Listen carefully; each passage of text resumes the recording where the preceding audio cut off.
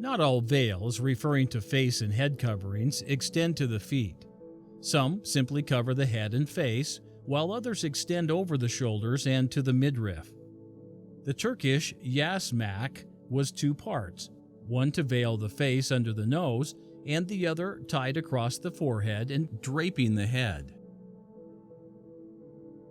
The Muslim niqab has two styles. The half niqab is worn around the face, leaving the eyes and part of the forehead visible. The full niqab covers the entire face, leaving an opening for the eyes. Another veil worn by Muslim women is the hijab. The hijab generally covers the head and chest. The medieval Christian wimple encircled the head and face of women and was draped on the shoulder. The wimple was worn both by married women and by nuns.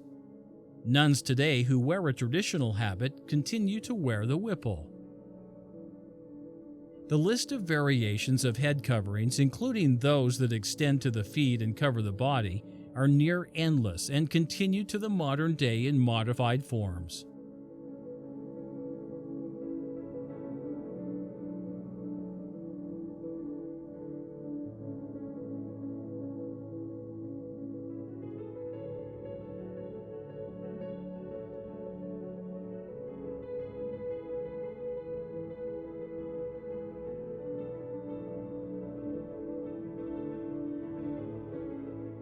The veil is not restricted to women. Men too have worn veils, including head, face, and body coverings. These are simply symbolic counterparts to the female veil.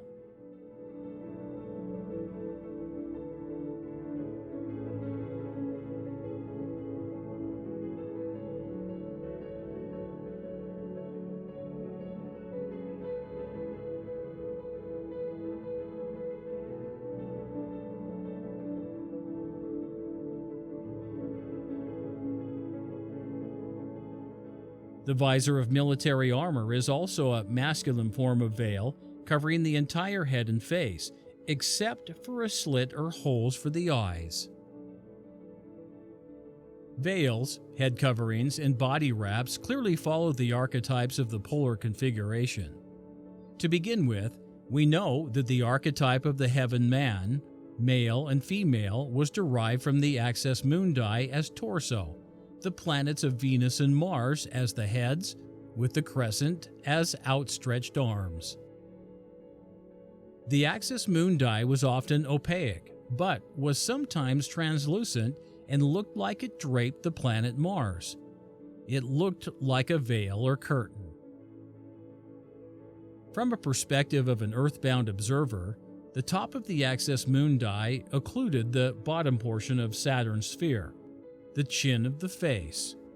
It was also positioned below the eye of heaven, Venus. This explains the Coptic veil, which extends from below the eyes down to the feet. The Axis Mundi was a pair of Birkeland currents, which twisted around each other.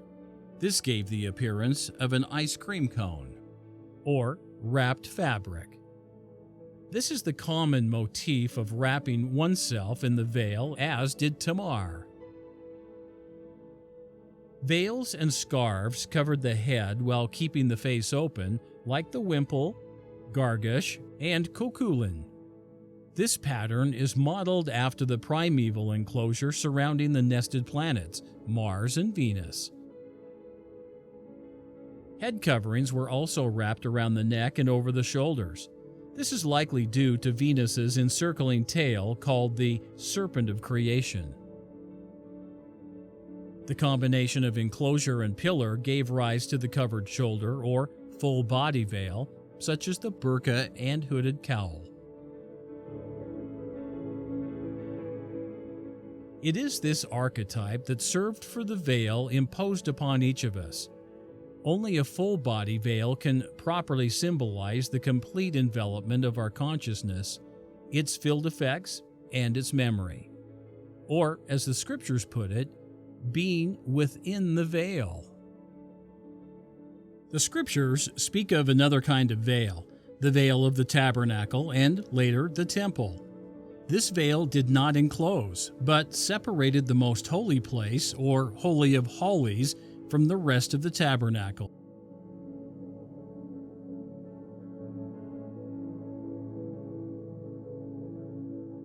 Significantly, the veil had cherubim, which harkened back to the cherubim, placed as a barrier between the telestial world and the terrestrial and celestial worlds. Or, from a different perspective, separated man from God. The veil in modern LDS temples are white and separate the terrestrial room from the celestial room, or man from the presence of God.